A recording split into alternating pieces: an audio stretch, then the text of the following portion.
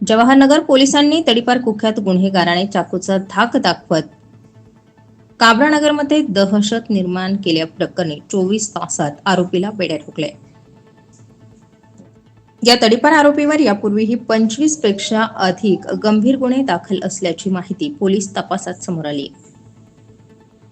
फिर्यादी विजय दांडगे यांनी मोटरसायकल तोडफोड संदर्भाच्या गुन्ह्यामध्ये पुढाकार का घेतला, त्याबाबत पोलीस स्टेशनला आंदोलन का केलं, आमचं नाव का घेतलं, या कारणावरून मनात राग धरून मध्यरात्रीच्या सुमारास फिर्यादी यांना चाकूचा धाक दाखवत जीवे ठार मारण्याची धमकी देऊन परिसरात दहशत निर्माण केली होती।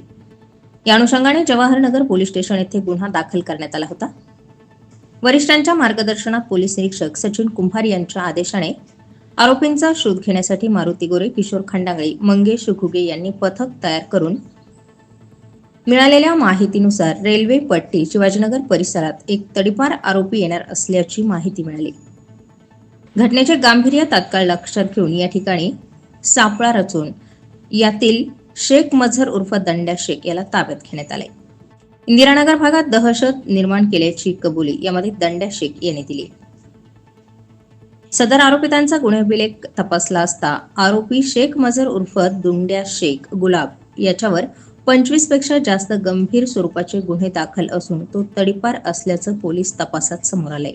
पुढील कायदेशीर कारवाई आरोपी विरुद्ध फिर्यादी होऊन मारुती गोरे यांनी पोलीस स्टेशन जवाहरनगर येथे गुन्हा रजिस्टर नंबर 117/2026 कलम 142 महाराष्ट्र पोलीस कायद्याप्रमाणे गुन्हा दाखल केला। या गुन्ह्याचा तपास फौजदार पदार खलसे करीत आहेत।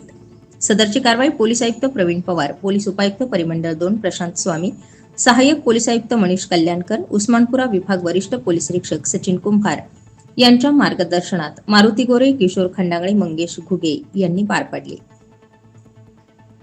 स्टार 24 फास्ट न्यूज साठी संतोष खाबिया, छत्रपती संभाजीनगर।